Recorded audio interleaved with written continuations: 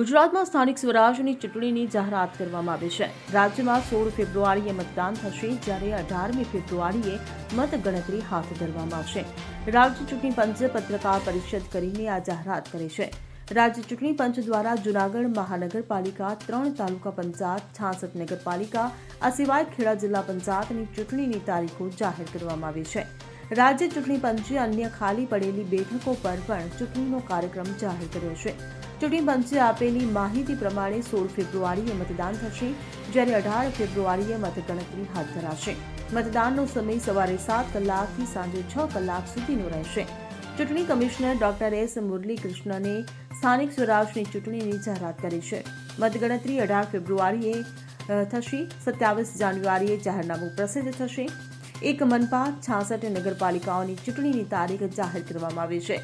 3 તાલુકા પંચાયતની સામાન્ય ચૂંટણી જાહેર કરવામાં આવી છે। પ્રસંગોપાત ખાલી પડેલી બેઠકો પર ચૂંટણી થશે। Bureau report CN24 news. હવે જુઓ દેશ દુનિયાની તમામ ખબરો તમારી આંગળીના ટેરવે।